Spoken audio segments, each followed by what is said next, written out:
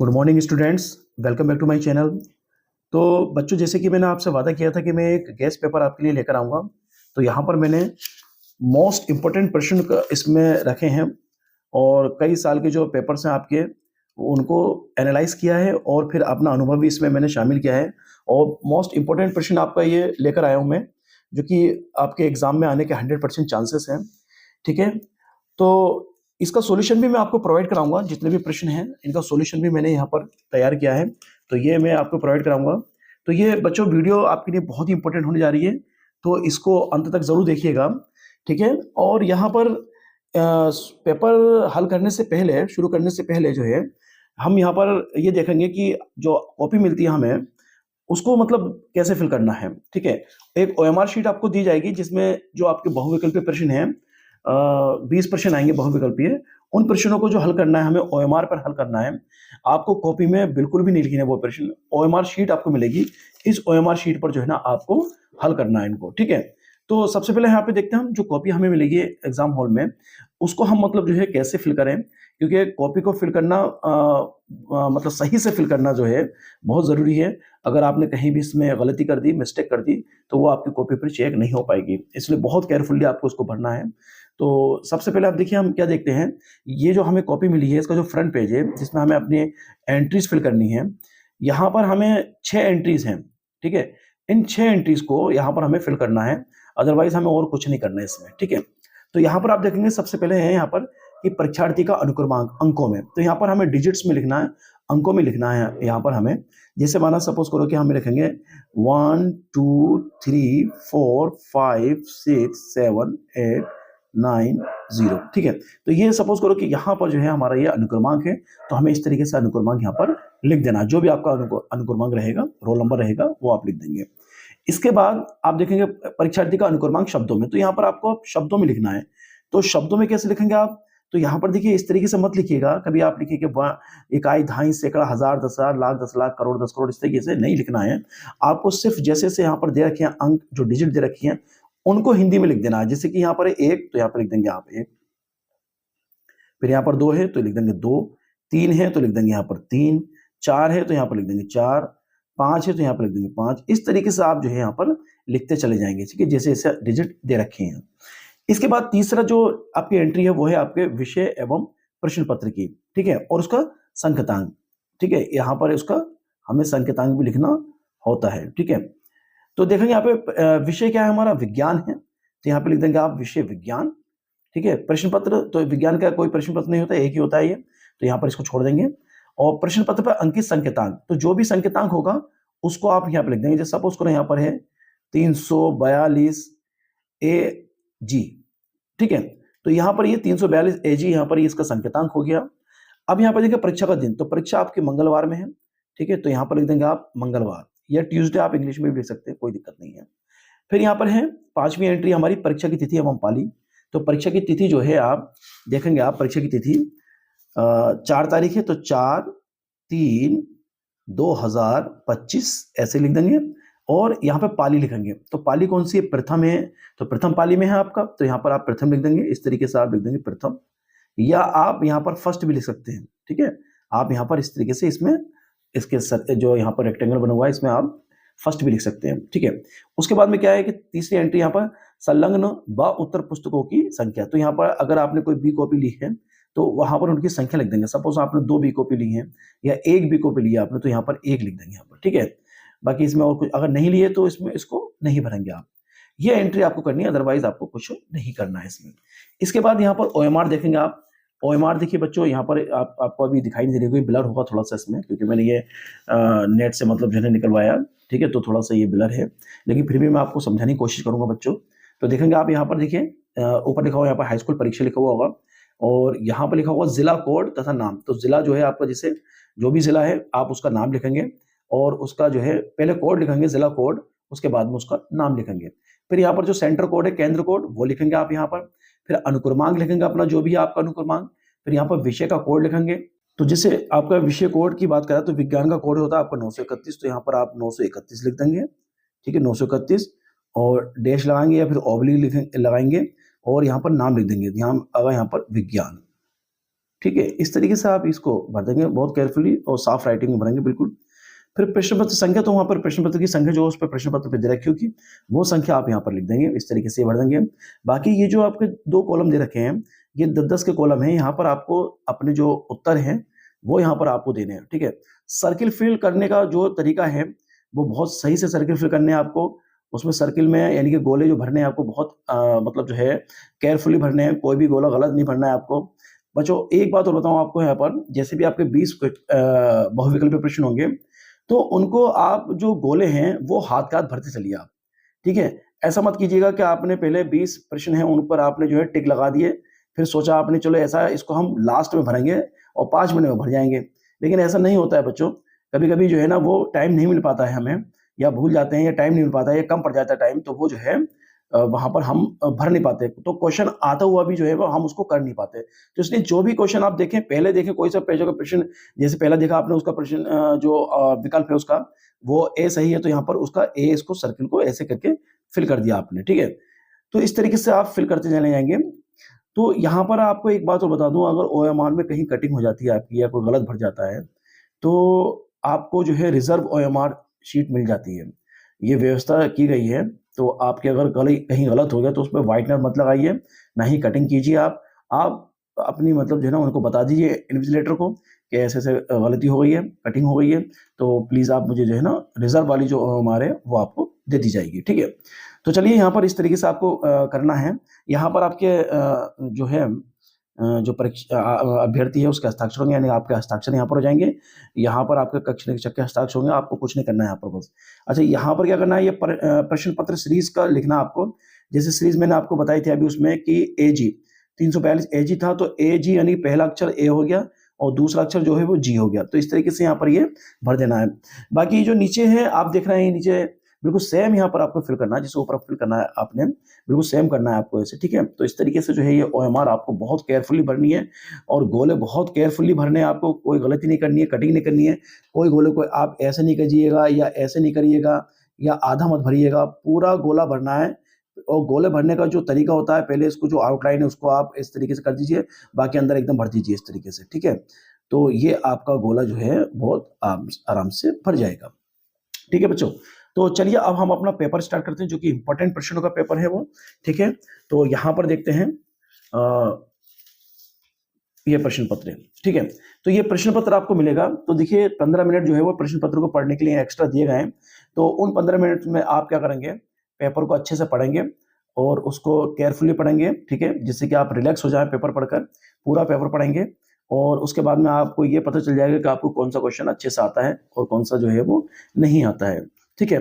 तो यहाँ पर आपका समय वही रहेगा, 3 घंटे 15 मिनट का रहेगा, यानी कि आपका जो है 8:30 बजे पेपर स्टार्ट हो जाएगा और 11:45 पर आपको जो है पेपर ले लिया जाएगा, ठीक है। पूर्णांक 70 का है ये, ठीक है। 30 मार्क्स जो होते हैं वो आपके स्कूल वाले देते हैं आपको, इस तरीके से 70 का हो जाता है पूरा ये।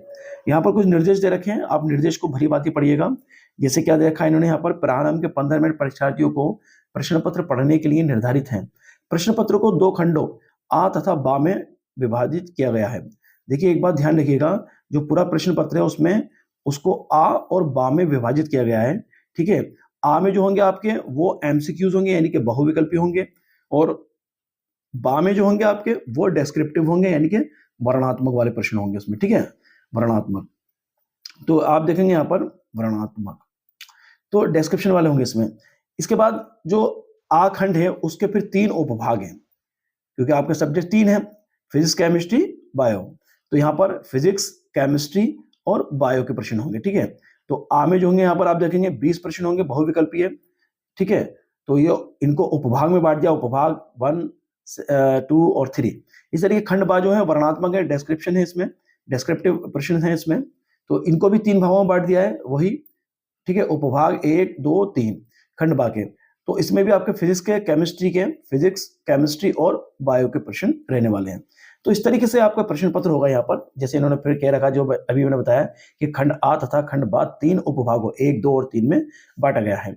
फिर यहाँ पर प्रश्न पत्र के खंड आ से बहुविकल्पीय प्रश्न हैं, जिनमें सही विकल्प का चयन करें और ओएमआर उत्तर पत्रक पर नीले अथवा काले बॉल पॉइंट पेन से सही विकल्प वाले गोले को पूर्ण रूप से भरें। तो यह बात ध्यान रखिएगा, आपको ब्लैक या ब्लू यानी काला या नीला बॉल पॉइंट आपको ले जाना है, और अच्छा पेन होना चाहिए, ये भी ध्यान रखिएगा। क्योंकि अगर आपके मतलब जैसे हमारा कोई फौजी होता है, जंग में जा रहा होता है, अगर उसके हथियार ही सही नहीं होंगे तो वो क्या जंग लड़ पाएगा। तो इसलिए ये आपके हथियार हैं जो पेन है, तो इसलिए पेन भी बहुत अच्छे होने चाहिए, बढ़िया होने चाहिए, ठीक है, जिससे कॉन्फिडेंस आता है, राइटिंग आपका अच्छा आता है। तो काला या नीला बॉल पॉइंट पेन आपको ले जाना है। और उसके बाद में क्या है यहाँ पर, ओएमआर उत्तर पत्रक पर उत्तर देने के बाद उसे काटे नहीं, तथा इरेजर अथवा व्हाइटनर का भी प्रयोग ना करें, ठीक है। तो कोई व्हाइटनर का प्रयोग नहीं करना, कोई कटिंग नहीं करनी है। अगर गलत हो गया है तो आपको कोई भी एंट्री गलत हो गई है, ठीक है, तो आप उसको चेंज कर सकते हैं। फिर यहाँ पर खंड आ में बहुविकल्पीय प्रश्न है, तो प्रत्येक प्रश्न 1 अंक का है। तो जो 20 आ में जो है 20 प्रश्न है तो 20 अंक का है। और खंड बा में जो वर्णात्मक प्रश्न है, खंड बा के जो प्रत्येक उपभाग के सभी प्रश्न हैं उनको एक साथ हल करना है। ये बात ध्यान से सुनिएगा बच्चों, ठीक है। जो खंड बा है, खंड बा के जो उपभाग हैं, उपभाग 1, उपभाग 2, उपभाग 3, अगर आप एक उपभाग को आप स्टार्ट कर रहे हैं तो पूरा करेंगे उसको, ठीक है। पूरा करने के बाद में जब ये कंप्लीट हो जाएगा तो फिर दूसरा उपभाग आप नए पेज से स्टार्ट करेंगे। ये बात ध्यान रखिएगा आप, नए पेज से, ठीक है। और एक उपभाग को कंप्लीट करने के बाद ही दूसरा उपभाग आप शुरू करेंगे, ये बात ध्यान रखिएगा अपना, ठीक है। फिर इसके बाद में आप देखेंगे सभी प्रश्न अनिवार्य हैं, तो मतलब जो है ना सभी प्रश्न जो भी दिए रखे होंगे सब वो अनिवार्य होंगे बेटा, ठीक है। तो इस तरीके से आप अच्छे से इसको समझ लीजिएगा, क्योंकि फिर एग्जामिनेशन हॉल में आप बैठेंगे तो जब आपको सारा कुछ पता होगा तो बहुत रिलैक्स फील करेंगे आप, अदरवाइज बहुत पैनिक हो जाते हैं बच्चे, ठीक है। तो चलिए अब हम देखते हैं यहाँ पर जो हमारा प्रश्न है। सबसे पहले हम बात करेंगे यहाँ पर खंड आ की। खंड आ में जो है हमारे, जैसे मैंने बताया अभी आपको, बहुविकल्पीय प्रश्न होंगे यहाँ पर, और ये 20 यहाँ पे बहुविकल्पीय प्रश्न आपको मिलेंगे। तो उपभाग पहले में, फर्स्ट में, इसमें हमें फिजिक्स के क्वेश्चन मिलने वाले हैं, हमें फिजिक्स के यानी कि भौतिक विज्ञान के। तो देखेंगे सबसे पहले यहाँ पर हम टिक लगाते चले जाएंगे, आपको ये गोले भरने हैं इसमें, ठीक है। तो देखेंगे यहाँ पर सबसे पहला प्रश्न है हमारा, एक सामान्य आंख वाला व्यक्ति किसी वस्तु को सुस्पष्ट रूप से देख सकता है यदि वस्तु की आंख की दूरी आंख से, ठीक है, यदि वस्तु की जो दूरी है वो आंख से कितनी होनी चाहिए। तो वो देखें यहाँ पर ऑप्शन दे रखे हैं, 50 सेंटीमीटर से 100 मीटर के बीच हो, या 25 सेंटीमीटर से अनंत के बीच हो, या 100 सेंटीमीटर से 1000 मीटर के बीच हो, या 25 सेंटीमीटर से 150 सेंटीमीटर के बीच हो। तो देखिए यहाँ पर मैं बता दूं आपको, जो मनुष्य जो सुस्पष्ट देख पाता है, जो निकटतम उसकी दृष्टि होती है वो तो होती है 25 सेंटीमीटर, है ना। और लेकिन जो उसकी दूर की वो होती है दृष्टि, वो अनंत तक होती है। तो यहाँ पर राइट आंसर आपका बी हो जाएगा, यानी 25 सेंटीमीटर से अनंत तक, अनंत तक। ये बात ध्यान रखिएगा आप, ठीक है। इसमें से कभी कभी ये पूछ लेता है कि निकट दृष्टि की दूरी कितनी होनी चाहिए, तो 25 सेंटीमीटर, और जो दूर बिंदु होता है वो कहाँ पर होता है, वो अनंत पर होता है, ठीक है। ये बात ध्यान रखिएगा आप। तो यहाँ से ऐसे क्वेश्चन निकल सकते हैं। फिर दूसरा प्रश्न यहाँ पर, विद्युत परिपथ में विद्युत शक्ति का सही सूत्र क्या है। तो यहाँ पर आप देखिए विद्युत परिपथ में सही सूत्र है यहाँ पर P बराबर आई स्क्वायर आर, ये बी ऑप्शन इसका सही है, P बराबर आई स्क्वायर आर, ठीक है। तो ये ध्यान रखिएगा, ये आपको, ये बात आप ध्यान रखिए, ये आपको कॉपी में नहीं लिखना है बिल्कुल भी। आपको इसके जो गोले दे रखे हैं, आपको उन गोलों को फिल करना है बस, ठीक है, और इसमें कुछ लिखना नहीं है आपको। इसके बाद देखेंगे तीसरा प्रश्न है, श्वेत प्रकाश की किरण के प्रिज्म से गुजरने पर किस रंग के लिए न्यूनतम विचलन होता है। अब देखें न्यूनतम किसके लिए होता है, तो यहां पर आप देखेंगे न्यूनतम विचलन जो होता है वो लाल रंग के लिए होता है। अधिकतम पूछेगा तो बैंगनी रंग के लिए, ये बात ध्यान रखिएगा, न्यूनतम लाल रंग के लिए, अधिकतम बैंगनी रंग के लिए। तो यहाँ पर राइट आंसर हो जाएगा इसका सी ऑप्शन है, लाल रंग के लिए न्यूनतम, ठीक है। इसके बाद देखिए क्या है, दो चालक तार जिनके पदार्थ लंबाई तथा व्यास में समान है, किसी विद्युत परिपथ में पहले श्रेणी क्रम में और फिर उनको पार्श्व क्रम में संयोजित किया गया। तो श्रेणी क्रम और पार्श्व क्रम संयोजन में उत्पन्न जो ऊष्माओं का अनुपात है वो कितना है। तो आप देखेंगे यहाँ पर ऑप्शन दे रखे हैं यहाँ पर, ये इस तरीके से।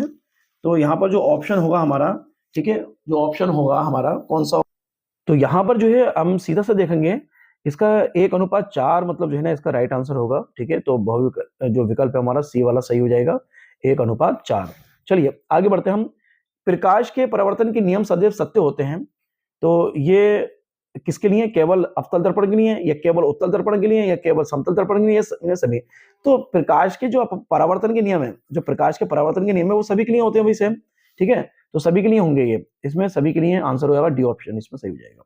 चलिए अगले देखते हैं, किसी विद्युत परिपथ में 2 ओम, 4 ओम और 6 ओम के 3 प्रतिरोध श्रेणी क्रम में जुड़े हैं। परिपथ में 2 एम्पीयर की धारा प्रवाहित की जा रही है। प्रत्येक परिपथ के प्रतिरोध के सिरों के बीच विभवांतर क्या होगा? ये इस पर मैंने एक वीडियो बनाई है, आपने भी देखी है बच्चों, जो जितने बहुविकल्पीय हैं वो मैंने उस पर वीडियो बनाई, तो उसमें ये प्रश्न को मैंने हल करके दिखाया है। तो यहाँ पर राइट आंसर जो होगा वो 4 वोल्ट, 8 वोल्ट और 12 वोल्ट होगा। ठीक है, ये बात ध्यान रखिएगा। चलिए अगला प्रश्न देखते हैं हम यहाँ पर। अगला प्रश्न है हमारा 7वां, लघु परिपथ के समय परिपथ में विद्युत धारा का मान है। तो जो लघु परिपथ होता है इसको बोलते हैं शॉर्ट सर्किट। ठीक है, तो लघु परिपथ में यानी शॉर्ट सर्किट में जो विद्युत धारा होती है उसका मान क्या होता है? तो उसका मान बहुत ज्यादा है, तभी तो वो शॉर्ट सर्किट होता है। तो यहाँ पर सी ऑप्शन सही हो जाएगा, बहुत अधिक बढ़ जाता है। चलिए, तो ये रहे हमारे 7 प्रश्न फिजिक्स से। ठीक है, अब हम देखते हैं जो 6 प्रश्न है हमारे वो केमिस्ट्री से होंगे हमारे। ठीक है, उपभाग 2 में। चलिए पहला प्रश्न है हमारा ये, क्लोरीन के अणु में आबंध पाया जाता है। जो क्लोरीन का अणु होता है यानी कि जो Cl2 होता है क्लोरीन का अणु, इनके अणुओं के बीच में जो बॉन्ड होता है वो बॉन्ड कौन सा होता है, ये हम यहाँ पर देखेंगे। तो उसमें जैसे ये इस पर भी मैंने वीडियो बनाई है आपकी, जैसे उसमें बताया मैंने कि उसमें जो है एक सहसंयोजी बंध पाया जाता है। तो बी ऑप्शन सही हो जाएगा यहाँ पर, एक सहसंयोजी बंध। ठीक है, ये मैंने सोल्व किया है वहां पर, आप उसमें वीडियो में देख लीजिएगा बच्चों। फिर ये नवा क्वेश्चन है हमारा, जल के जीवाणु रहित बनाने में उपयोगी पदार्थ है। हाँ, इसकी बात करेंगे हम यहाँ पर। तो जल को जीवाणु रहित यानी जीवाणु रहित बनाने में, ठीक है, कौन है? हमारा विरंजक चूर्ण है यहाँ पर। तो विरंजक चूर्ण जो होता है वो जल को जीवाणु रहित बनाता है। फिटकरी भी काम करती है शुद्ध करने का, फिटकरी भी करती है, लेकिन जीवाणु रहित की बात कर रहा है तो यहाँ पर विरंजक चूर्ण आएगा हमारा। दावान सोडा कपड़े धोने में काम आता है। बेकिंग सोडा जो है वो खाने वाला सोडा होता है ये। ठीक है, बेकरी इंडस्ट्री में काम आता है, ये खाने के काम आता है। चलिए अगला प्रश्न देखते हैं हम यहाँ पर 10वां। ये हमारा प्रोपेनल। प्रोपेनल में क्रियात्मक समूह है। तो प्रोपेनल है यहाँ पर। ठीक है, इसमें अल लगा हुआ है ना, इसमें जो सफिक्स इसका जो अनुलग्न है वो अल है इसमें, और अल जो होता है वो एल्डिहाइड ग्रुप के लिए लगाया जाता है, CHO के लिए। अब CHO यहाँ पर दे रखा है तो ए ऑप्शन यहाँ पर सही होगा। इसको मैंने आपको वीडियो में बताया है, पहले वाली वीडियो में। चलिए अगला प्रश्न देखते हैं, कार्बन परमाणु की संयोजकता कितनी होती है? तो कार्बन परमाणु की संयोजकता, ठीक है, यानी वैलेंसी कितनी होती है? 4। तो यहाँ पर आप देखेंगे सी ऑप्शन यहाँ पर सही हो जाएगा। ठीक है, अगला प्रश्न देखेंगे हम 12वां, निम्नलिखित में से क्षार धातु है। तो बेटा देखेंगे यहाँ पर क्षार धातु कौन है? यहाँ पर सोडियम जो है वो क्षार धातु है। ठीक है, सोडियम, लिथियम, ये सब क्षार धातुएं होती हैं। सोडियम जो होती है बहुत मुलायम धातु होती है, जो चाकू से काटी जा सकती है, पीले रंग की होती है, और इसको जो है बहुत ज्यादा रिएक्ट करती है वाटर से, इसलिए इसको केरोसिन में रखा जाता है। ठीक है, यानी मिट्टी के तेल में, ध्यान रखिएगा। इसके बाद 13वां प्रश्न देखेंगे यहाँ पे, एल्काइन का सामान्य सूत्र क्या है? एल्काइन, एल्काइन का सामान्य सूत्र जो होगा यहाँ पर वो होगा हो जाएगा CnH2n-2। ये एल्काइन का वो है सूत्र। ठीक है, तो आप देखेंगे इसमें जो विकल्प है, विकल्प में देख लेते हैं क्या दे रखा है विकल्प में। तो विकल्प में यहाँ पे कह रहे हैं CnH2n, ये तो भाई CnH2n जो होता है एल्कीन का होता है, CnH2n प्लस एल्केन का होता है, CnH2n-2, ये होगा हमारा एल्काइन का। ठीक है, तो ध्यान रखिएगा ये एल्काइन का है। ठीक है बच्चों, स्क्रीनशॉट लेते रहिएगा जिससे कि मतलब जो है आपको ये सब मिल जाए आपको। ठीक है, चलिए उपभाग 3 में हम देखेंगे यहाँ पर जो हमारा बायोलॉजी का पोर्शन है उसमें ऐसे प्रश्न देखेंगे हम उपभाग 3 में।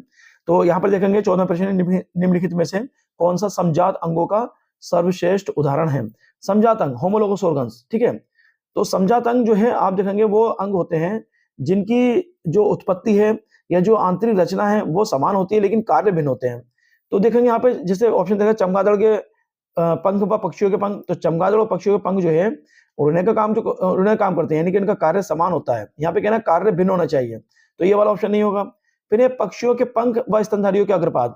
अब देखिए पक्षियों के पंख जो है वो क्या काम करते हैं? उड़ने का। स्तनधारियों जो अग्रपाद हैं वो चलने का और बहुत सारे विभिन्न काम करते हैं, लेकिन इनकी उत्पत्ति समान होती है। तो राइट ऑप्शन हमारा बी हो जाएगा। बाकी देखिए पक्षियों व कीटों के पंख ये भी नहीं है, कीटों व चमगादड़ के पंख ये भी नहीं है। ठीक है, तो राइट ऑप्शन बी हो जाएगा हमारा, पक्षियों के पंख।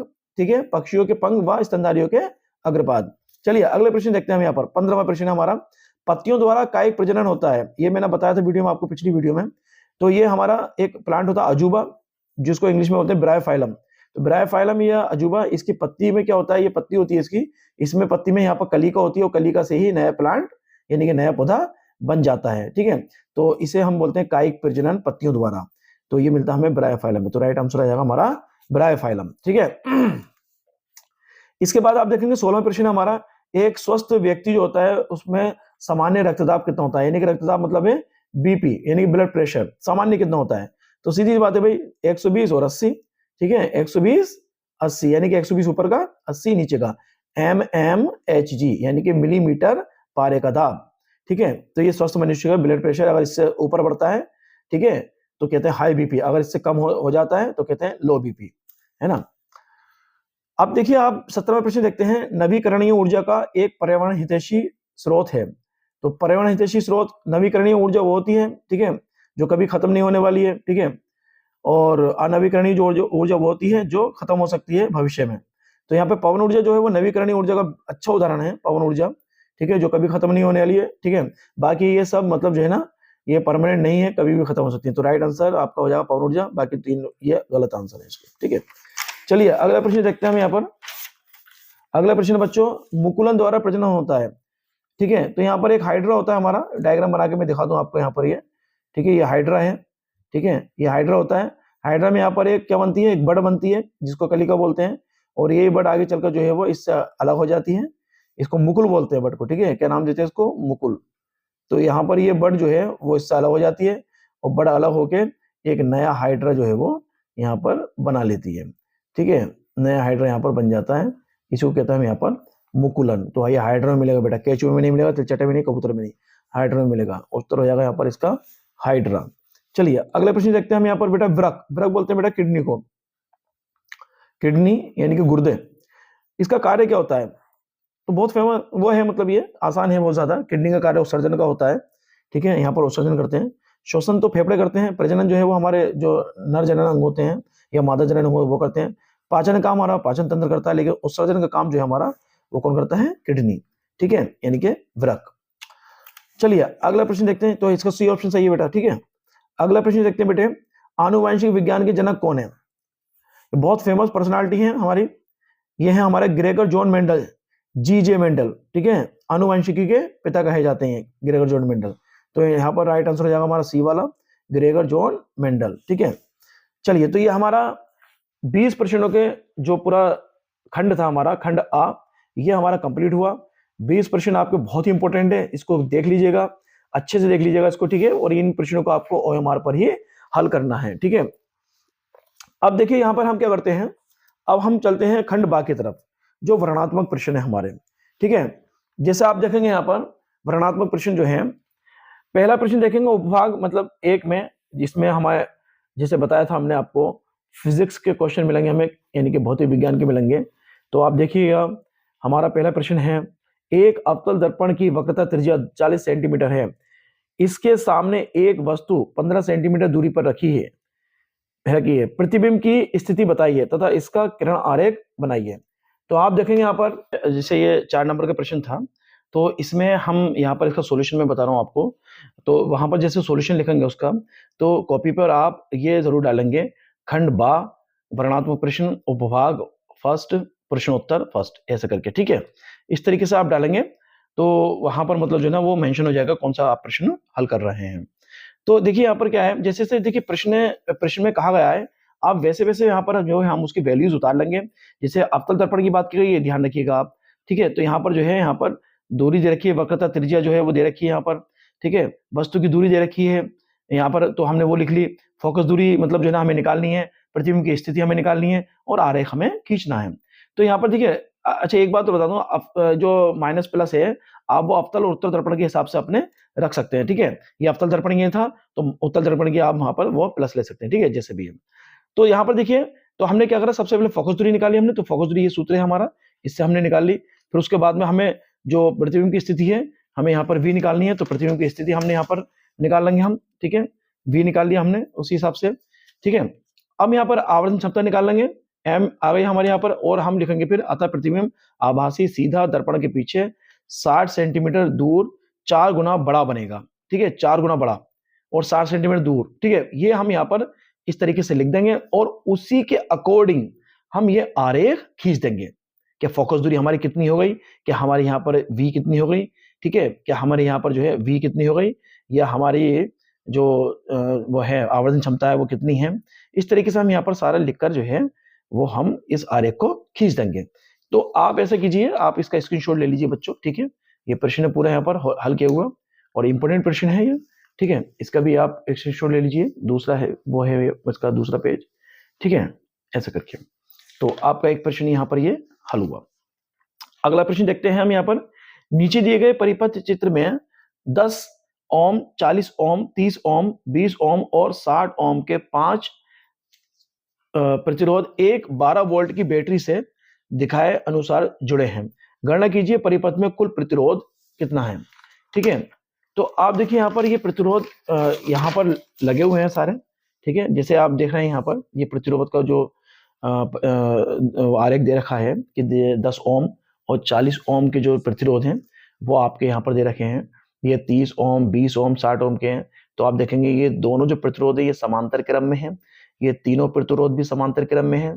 जब इन तीनों प्रतिरोध का तुल्य प्रतिरोध निकालेंगे, इन दोनों प्रतिरोध का तुल्य प्रतिरोध निकालेंगे, तब दोनों प्रतिरोध हमारे किस में आ जाएंगे, ये श्रेणी क्रम में, ठीक है। तो इस तरीके से यहाँ पर इसका वो हमें परिपथ में प्रवाहित संपूर्ण धारा भी निकालनी है, तुल्य प्रतिरोध निकालना है इसका। तो देखिए इसका सॉल्यूशन देखिए, आप प्रश्नोत्तर 2 लिखेंगे, वहां पर सॉल्यूशन लिखना स्टार्ट करेंगे। चित्र के अनुसार R1 कितना दे रखा है, R2 दे रखा है यहाँ पर ये, ठीक है, R1 R2। तो यहाँ पर R1 R2 के बीच जो समांतर क्रम में है इसका तुल्य प्रतिरोध निकालेंगे, ये निकल के आ गया हमारा, ठीक है, R बराबर ये 8। इसके बाद जो है हम देखेंगे ये आ गया 8 बराबर 8 हमारा, ठीक है। इसके बाद हम तीन जो प्रतिरोध दे रखे हमारे R3, R4 और R5, ठीक है, इन तीनों प्रतिरोध को ये देख रहा है मैंने 2, यानी कि R3, R4 और ये R5, ये तीन प्रतिरोध हमारे दे रखे हैं। ये भी हमारे समांतर क्रम में है बच्चों, ये देखो ये भी समांतर क्रम में है, ठीक है। और इस तरीके से फिर हम यहाँ पर जो हमारे तीन प्रतिरोध हैं उनका हम फिर से तुल्य प्रतिरोध निकालेंगे। तो हमने जब तुल्य प्रतिरोध निकाला इसका, ठीक है, क्योंकि ये समांतर क्रम में, तो समांतर क्रम में हम कैसे निकालते हैं, ऐसे निकालते हैं 1/r डैश बराबर, डैश लगा दिया है यहाँ पर, आप मतलब जो कुछ भी लगा सकते हैं, r dash 1/r3, 1/r4, 1/r5, है ना। इसके बाद आप देखेंगे यहाँ पर तुल्य प्रतिरोध यहाँ पे इसका भी हमने निकाल लिया। अब हमारे उसका 8 आया, इसका 10 आया, अब ये श्रेणी क्रम में आ गए हमारे, ठीक है। आप देख रहे हैं दोनों श्रेणी क्रम में। अब इनका तुल्य प्रतिरोध निकालेंगे हम, ठीक है, 8 और 10 का तो यहाँ पर होता है r डबल डैश निकालेंगे हम यहाँ पर, तो r प्लस r डैश, यानी कि पहले वाले का तुल्य प्रतिरोध, फिर जो तीन थे हमारे उनका प्रतिरोध। इसके बाद में हम देखेंगे तो हम इसका सबका तुल्य प्रतिरोध निकालेंगे, तो यह होगा 8 ओम प्लस 10 ओम, क्योंकि सीरीज में है, श्रेणी क्रम में है, तो यहाँ पर इसका 18 प्रतिरोध इसका आ जाएगा। तो ये एक तो तुल्य प्रतिरोध हमारा ये आ गया, का वाला हमारा निकल के कि 18 ओम, ठीक है। इसके बाद हम देखेंगे अब परिपथ में जो धारा है, समझो उसकी बात करेंगे यहाँ पर हम कि परिपथ में धारा कितनी बहेगी। तो आप देखेंगे ये धारा की बात करेंगे यहाँ पर हम, तो I बराबर हमारा एक फॉर्मूला होता है I बराबर V/R, ठीक है। तो I निकालना है हमें, V हमारा यहाँ पर 12 वोल्ट दे रखा है उधर, और 18 हमारा तुल्य प्रतिरोध निकल के आया है, तो I बराबर हमारा कितना आ जाएगा 2/3, यानी कि I बराबर आ जाएगा 0.67 एम्पियर। तो ये हमारा इसका आंसर आ जाएगा। ये बात ध्यान जरूर रखिएगा, जब भी आंसर आए लास्ट में उसको इस बॉक्स में जरूर बंद कर दें। जब आप ऐसा करते हैं, बॉक्स में बंद करते हैं, तो एग्जामिनर जो चेक करता है उसका सीधा एकदम यहीं पर जाता है फोकस उसका, कि बच्चा ने मतलब बॉक्स में लिखा है क्या है ये। जब देखता है कि आंसर ये बिल्कुल ये राइट लिखा है इसने, तो वो देखता है कि हाँ बच्चे ने फिर अच्छे से किया, इसका मतलब जो आंसर इसका आ गया। तो इस तरीके से ये क्वेश्चन आपका जो प्रतिरोध से था ये कंप्लीट हुआ, ठीक है। अब अगला प्रश्न यहाँ पर हम देखते हैं। अगला प्रश्न क्या है, ओम का नियम क्या है, ठीक है। अब ओम का नियम की बात करते हैं यहाँ पर, ठीक है। ये कह रहा है यहाँ पर कि इस नियम के अनुसार यदि किसी चालक की भौतिक अवस्थाएं, लंबाई, ताप, दाब आदि अपरिवर्तित रहें, तो उसके सिरों के बीच उत्पन्न विभवांतर उसमें प्रवाहित धारा के अनुक्रमानुपाती होता है। यदि चालक के सिरों के बीच विभवांतर V है, धारा बह रही है I, तो V समानुपाती I, यानी कि V बराबर IR, और R यहाँ पर जो है वो हो जाता है एक चालक का प्रतिरोध, यानी कि R बराबर हो जाएगा हमारा V/I, ठीक है। इसको हम भी बॉक्स में बंद कर देंगे हम V/I को, तो R हमारा क्या है यहाँ पर चालक का प्रतिरोध है, ठीक है। तो इस तरीके से आप ओम का नियम लिख सकते हैं, इंपॉर्टेंट है बहुत ज्यादा, आप इसका स्क्रीनशॉट ले लीजिए बच्चों, ठीक है। चलिए अगला प्रश्न देखते हैं हम यहाँ पर, खा वाला, ठीक है। यह है कि निकट दृष्टि दोष से पीड़ित एक व्यक्ति अधिक से अधिक 100 मीटर की दूरी तक ही देख सकता है। गणना कीजिए कि सही दृष्टि के लिए, अर्थात अनंत दूरी तक देख सकने के लिए उसे किस प्रकृति एवं किस फोकस दूरी के लेंस का प्रयोग करना होगा। तो इसका सॉल्यूशन देखते हैं बच्चों हम यहाँ पर। इसका सॉल्यूशन यहाँ पर ये कि प्रतिबिंब की बात करें यहाँ पर V बराबर -100 कर लेंगे। वस्तु की दूरी यहाँ पर दे रखी है, ठीक है, यानी वस्तु की दूरी हमने अनंत में मानी है, तो फोकस दूरी हमें निकालनी होती है, तो लेंस के सूत्र से निकालते हैं हम यहाँ पर, ठीक है। ये देखेंगे तो फोकस दूरी हमारी निकल के आ जाएगी -100। तो अतः व्यक्ति को 100 मीटर फोकस दूरी का अवतल लेंस प्रयुक्त करना चाहिए। अवतल लेंस की बात कर रहा है ये, ठीक है। किसकी बात कर रहा है यहाँ पर? अवतल लेंस की बात कर रहा है, ठीक है। तो अवतल लेंस जहाँ पर जो है वो पीड़ित व्यक्ति के चश्मे में हमें लगाना होगा, ठीक है। तो चलिए ये वाला प्रश्न हुआ हमारा। अब अगला प्रश्न देखते हैं। तो अब अगला प्रश्न हमारा क्या है कि चुंबकीय क्षेत्र रेखाओं के किन्हीं दो गुणों का उल्लेख कीजिए। देखिए यहाँ पर क्या है, स्टेप वाइज आपको इसमें एक तरीके से देखा 4 प्रश्न है एक प्रश्न में, ठीक है। 2 नंबर का है, फिर 2 नंबर मिलेंगे उसमें, फिर 1 नंबर का, फिर 1 नंबर का, ठीक है। ये 2 नंबर, 2 नंबर, 1 नंबर, 1 नंबर, ठीक है। तो आप देखेंगे यहाँ पर, तो जैसे से आप देखें चुंबकीय क्षेत्र रेखाओं के किन्हीं दो गुणों का उल्लेख कीजिए। तो यहाँ पर 2 गुणों का तो 2 नंबर हो गया। किसी सीधे धारावाही तार के कारण उत्पन्न चुंबकीय क्षेत्र की दिशा ज्ञात करने के लिए मैक्सवेल के कार्क स्क्रू नियम का परिभाषित कीजिए, तो 2 नंबर हो गया। फिर यहाँ पर किसी ऊर्ध्वाधर धारावाही चालक के कारण उत्पन्न चुंबकीय क्षेत्र रेखाओं की जो दर्शाइए, उसको क्षेत्र को रेखाओं के दर्शाइए, तो वो भी 1 नंबर का। या किसी प्रदत्त क्षेत्र में एक समान चुंबकीय क्षेत्र को प्रदर्शित कीजिए, तो वो 1 नंबर का हो गया, ठीक है। तो इस तरीके से जो है यहाँ पर ये आपके 6 नंबर का जो है मतलब यहाँ पर ये प्रश्न हो गया आपका ये। तो आप क्या करेंगे इसमें, देखिए सबसे पहले तो यहाँ पर जो चुंबकीय बल रेखाएं हैं, ठीक है, उनका मतलब जो है आप जो गुण हैं उन पर गुण लिखेंगे, ठीक है। तो यहाँ पर आप देखेंगे चुंबकीय बल रेखाओं के गुण, ठीक है। ये इस तरीके से आप गुण लिख लेंगे, ओके। ये सब गुण लिख लेंगे, आप देख लीजिएगा, इसके आप स्क्रीनशॉट ले लीजिएगा, सारे गुण हैं, ठीक है। अब इसके बल रेखाएं जो हैं, जो ऊर्ध्वाधर धारावाही चालक के कारण जो बल रेखाएं खींची गई हैं, वो आप बल रेखाएं यहाँ पर देख लेंगे। एक समान चुंबकीय क्षेत्र में बल रेखाएं हैं, ठीक है। इसको देखिए आप यहाँ पर बल रेखाएं, है ना। तो ये इस तरीके से जो है आप ये प्रश्न आपका कंप्लीट हो जाएगा, ओके। तो इतना ही ये प्रश्न में ये, तो अच्छे से इसको कर लीजिएगा बच्चों, है ना। ये प्रश्न बहुत इंपॉर्टेंट है और इसमें स्टेप वाइज करेगा, 6 नंबर का प्रश्न है ये, ठीक है। तो अच्छे से इसको कर लीजिएगा। अगला प्रश्न देखते हैं बच्चों। तो यहाँ पर अगला क्वेश्चन देखेंगे आप, अथवा में दे रखा है, तो आपको या तो वो करना है या ये करना है, ठीक है। तो एक ही क्वेश्चन करना होगा उसमें, अथवा में अगर दे रखा है तो, ठीक है। तो ये वाला क्वेश्चन भी इंपॉर्टेंट है, ठीक है, ये भी आप देख लीजिएगा, है ना। चलिए बच्चों, अब यहाँ पर उपभाग 2 देखते हैं। इसमें केमिस्ट्री की बात करेंगे हम, यहाँ पर केमिस्ट्री का क्वेश्चन देखेंगे, ठीक है। तो इसमें यहाँ पर आप देखेंगे कि इसमें पहला जो प्रश्न है हमारा, यानी 5वां, कि निम्नलिखित पर टिप्पणी लिखिए। तो टिप्पणी लिखनी है हमें यहाँ पर। ये 4 नंबर का प्रश्न है हमारा 5वां। एक नंबर के मतलब जो है ना 4 यहाँ पर दे रखे हैं। जैसे साबुन तथा अपमार्जक की निर्मलन क्रिया, उसके बारे में हमें समझाना है। तो यहाँ पर आप देख रखे हैं, साबुन जो होते हैं हमारे और जो अपमार्जक होते हैं उनके हमें निर्मलन क्रिया क्या है, कैसे बनते हैं वो यहाँ पर। तो आप देखेंगे यहाँ पर जो ट्राइस्टाइन जो होती है, इनकी वसा जो होती है, ठीक है, जब उसको सोडियम हाइड्रोक्साइड की जब क्रिया की जाती है, तो हमें जो है यहाँ पर ये सोडियम स्टीरेट यानी कि साबुन हमें प्राप्त होते हैं यहाँ पर ये, ठीक है। ग्लिसरॉल भी मिलता है हमें यहाँ पर, उसके बाद में हमें साबुन भी प्राप्त होते हैं ये। तो ये साबुनीकरण है, ये सपोनिफिकेशन बोलते हैं इंग्लिश में इसको, ठीक है। अपमार्जक है यहाँ पर, ठीक है। अपमार्जक क्या होते हैं, जो कठोर जल में उपस्थित कैल्शियम एवं मैग्नीशियम आयनों के साथ जो है अघुलनशील अवक्षेप नहीं बनाते, वो अपमार्जक कहलाते हैं। तो ये साबुन तथा अपमार्जक की निर्मलन अभिक्रिया बताइए, ठीक है। 1 नंबर में बस इतने बताना है इसको। इसके बाद में आप देखेंगे बात करना संचारण की। संचारण जैसे मैंने पिछली वीडियो में आपको थोड़ा समझाया था, संचारण क्या होता है, जंग लग, जिसको बोलते हैं जंग लगना, ठीक है।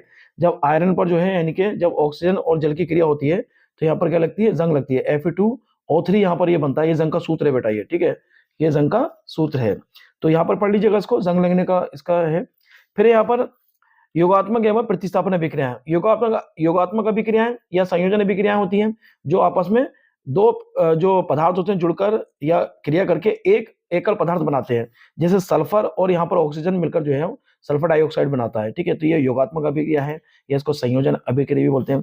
प्रतिस्थापन अभिक्रिया या विस्थापन अभिक्रिया किसे बोलते हैं, कि जब कोई एक पदार्थ जो है या एक तत्व जो है वो क्या करता है, किसी यौगिक में से उसको प्रतिस्थापित कर देता है, ठीक है। तो वो क्या कहलाता है हमारा, प्रतिस्थापन अभिक्रिया या विस्थापन अभिक्रिया। जैसे कि यहाँ पर कॉपर सल्फेट है, यहाँ पर आयरन है, तो यहाँ पर क्या किया इसने, आयरन ने जो है इसको जो सल्फेट है, सल्फेट को यहाँ से विस्थापित करके अपने साथ मिला लिया, तो यहाँ पर ये विस्थापित हो गया कॉपर सल्फेट, और कॉपर रह गया, और SO4 यानी सल्फेट जो है ना इसके साथ में मिलकर फेरस सल्फेट बना दिया इसने। तो ये क्या है हमारी योगात्मक या सॉरी विस्थापन या प्रतिस्थापन अभिक्रिया। उदासीनीकरण क्या होता है कि जब अम्ल और क्षार की क्रिया होती है तो उसी को हम उदासीनीकरण बोलते हैं। ठीक है, तो यहाँ पर देखेंगे ये सोडियम हाइड्रोक्साइड है, जैसे क्षार है ये, ठीक है, और यहाँ पर जो है हाइड्रोक्लोरिक अम्ल है या अम्ल है, जब दोनों ही क्रिया हुई यहाँ पर तो यहाँ पर क्या बना, जल बना और सोडियम क्लोराइड बना, तो ये क्रिया कहलाएगी हमारी उदासीनीकरण की। ठीक है, तो इस तरीके से देख लीजिए बच्चों, वीडियो ज्यादा लंबी हो जाएगी इसलिए मैं जल्दी जल्दी बता रहा हूँ आपको। ठीक है, तो कुछ क्वेश्चंस जो हैं उनके आंसर मैं आपको दिखा दूंगा। ठीक है, आप उसका स्क्रीनशॉट ले लीजिएगा प्लीज, और उसके बाद में मतलब जो है आप देखिएगा। चलिए अगला प्रश्न हम देखते हैं। यहाँ पर अगला प्रश्न क्या है हमारे, निम्नलिखित समीकरणों को संतुलित कीजिए। तो यहाँ पर क्या करना है, हमें इन समीकरणों को हमें संतुलित करना है। तो बच्चों यहाँ तक तो हम ये संतुलित आप देख लेंगे। फिर यहाँ पर दूसरा जो प्रश्न है बी वाला, इसमें कहना है कि अभिक्रिया दे रखी है कि इसमें हमें क्या बताना, अभिकारक तथा उत्पाद के नाम बताने हैं। तो देखो यहाँ पर क्या है, अभिकारक कौन है इसमें आप देखेंगे, तो अभिकारक यहाँ पर देखेंगे जो भाग ले रहा है अभिक्रिया में, जैसे Fe है और यहाँ पर ये CuSO4 है, कॉपर सल्फेट। उत्पाद कौन है, जो यहाँ पर बना है उत्पाद ये, ठीक है, ये FeSO4 और कॉपर, ये तो उत्पाद होगा इसके। तो ये इस तरीके से हल हो जाएगा यहाँ पर, है ना। फिर दूसरा इसका है बी का दूसरा, ऊष्मीय अपघटन अभिक्रिया का एक उदाहरण दीजिए। तो ऊष्मीय अभिक्रिया जो अपघटन है, ऊष्मीय अपघटन जो अभिक्रिया है उसका उदाहरण यहाँ पर देखेंगे आप, जैसे ये उदाहरण दे रखा है इसका। ठीक है, तो एक रिएक्शन दिखा दिए, ये ऊष्मीय अभिक्रिया हो रही है इसमें। ठीक है, चलिए अब अगला प्रश्न देखते हैं, सातवां प्रश्न जो है पूछना है कि क्या होता है जब, तो केवल आपको जो है कि जो संतुलित रासायनिक समीकरण है उसको लिखना है बस। तो क्या होता है जब चूने के पानी में देर तक CO2 गैस प्रवाहित की जाती है, तो चूने के पानी में जब कार्बन डाइऑक्साइड गैस प्रवाहित की जाती है तो यहाँ पर हमारा कैल्शियम कार्बोनेट बनता है। ठीक है, क्या बनता है, कैल्शियम कार्बोनेट। इसके बाद देखेंगे आप यहाँ पर फिर हम देखेंगे अगला प्रश्न है खा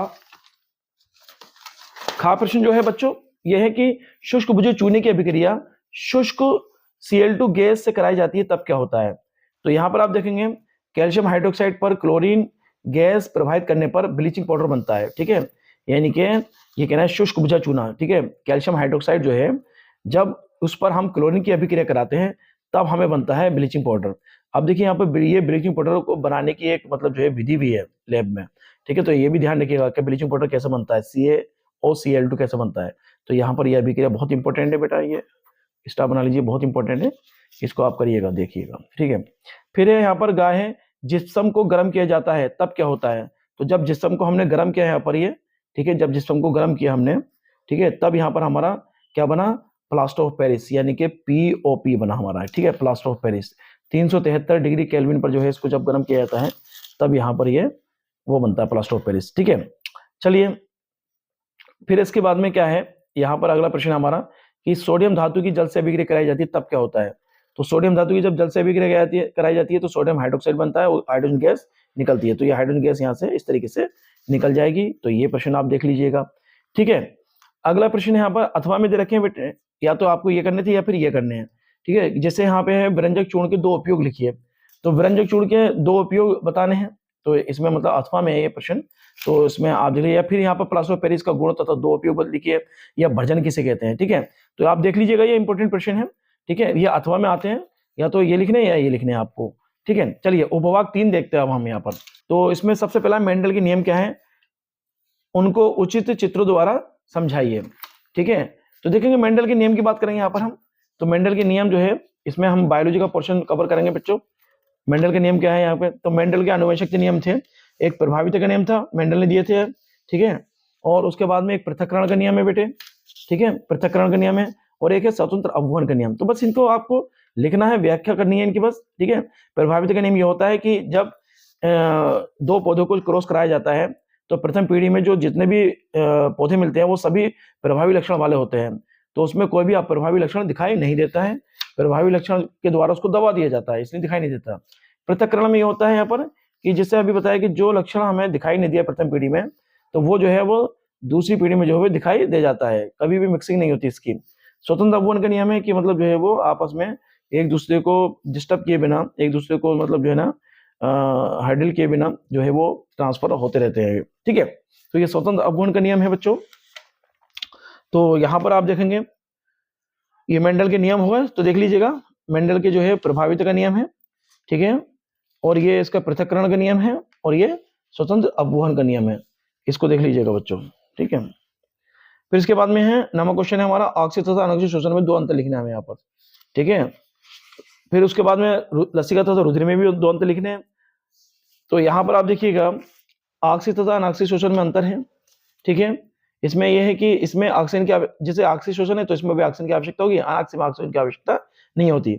ये क्रिया जो होती है ऑक्सी शोषण, ये माइटोकॉन्ड्रिया में होती है, ठीक है, जिससे एटीपी बनती है हमारी, है ना। तो ऑक्सीजन की जरूरत पड़ेगी भाई, हम सांस के जरिए ऑक्सीजन लेते हैं।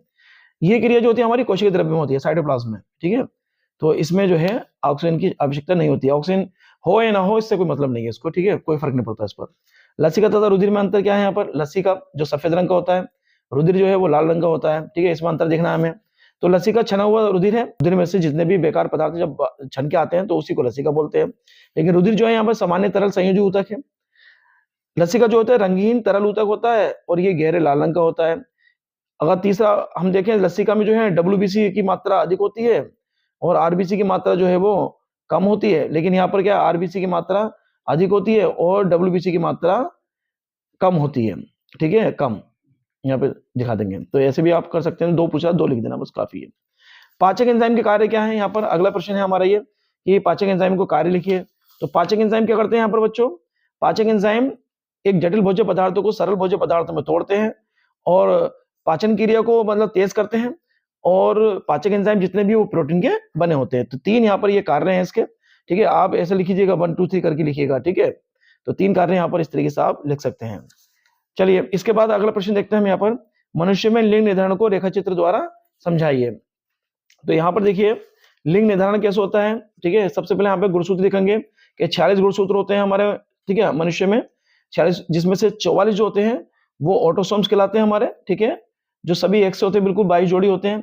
और जबकि एक जोड़ी जो होता है लास्ट वाला जो होता है वो कहलाता है हमारा सेक्स क्रोमोसोम यानी कि लिंग गुणसूत्र। तो वो लिंग गुणसूत्र जो है आप देखेंगे वही लिंग का निर्धारण करते हैं, ठीक है। तो यहाँ पर एक आप देखेंगे जैसे हम मनुष्य की बात करें तो नर में जो है वो XY होता है लिंग गुणसूत्र और मादा में जो होता है वो XX होता है, ठीक है। तो यहाँ पर मादा में XX होगा। यही निर्धारण करते हैं कि होने वाली संतान लड़का होगा या लड़की होगी। लिंग निर्धारण का मतलब ही यही होता है कि होने वाली संतान लड़की होगी या लड़का होगा, ठीक है। उसको कैसे निर्धारित किया जाता है? तो ये होता है निषेचन के समय। तो यहाँ पर ये रेखा चित्र द्वारा समझाया गया है कि कैसे मतलब जो है ना यहाँ पर होता है। तो यहाँ पर जो चांसेस होते हैं वो 50% मादा के चांसेस होते हैं, ठीक है, और 50% नर के, यानी कि 50% चांसेस जो है वो लड़की के होते हैं, 50% लड़के के होते हैं, यानी कि आधे आधे चांसेस होते हैं, 50-50%।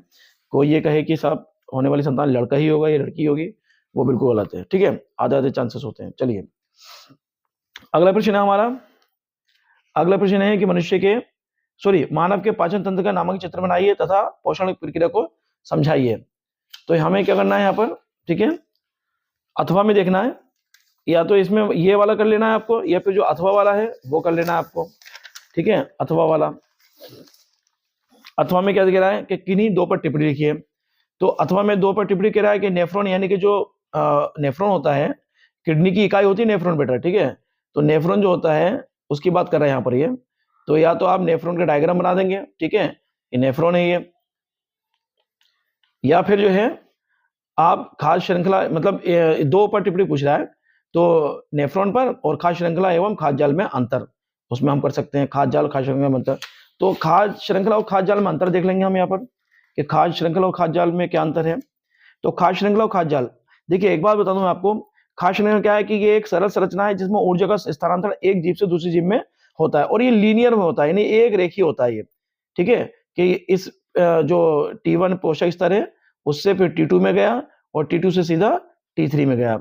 लेकिन ये क्या होता है, ये कई खाद्य श्रृंखलाएं मिलकर एक जाल बनाती है जिसको बोलते हैं खाद्य जाल। तो देखो इसमें देखा ना, इसमें ऊर्जा का प्रवाह जो है एक ही दिशा में होता है, लेकिन इसमें ऊर्जा का प्रवाह जो है वो एक दिशा में ना होकर वो कई दिशाओं में होता है, ठीक है। यानी कि जब बहुत सारी खाद्य श्रृंखलाएं आपस में मिलती हैं तो वो बनाती है खाद्य जाल। तो बहुत सारी श्रृंखलाएं हैं तो बहुत सारे मतलब दिशाओं में जो है वो ऊर्जा का प्रवाह देखने को मिलेगा। तीसरा पॉइंट है यहाँ पर कि खाद्य श्रृंखला में जीवों की संख्या कम होती है।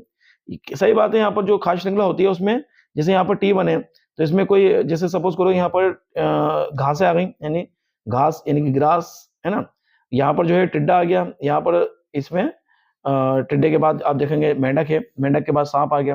तो एक ही ट्रॉफिक लेवल में एक जंतु है, ठीक है, ज्यादा नहीं है, लेकिन यहाँ पर जो है बहुत सारे जंतु आपस में जो है वो इंटरकनेक्टेड होते हैं। तो ये बनाते हैं हमारा खाद्य जाल, या इसको हम इंग्लिश में बोलते हैं फूड वेब, ठीक है। तो चलिए अगला प्रश्न देखते हैं हम यहाँ पर, पुनरुद्ध भवन। तो ये पुनरुद्ध भवन भी है, ठीक है।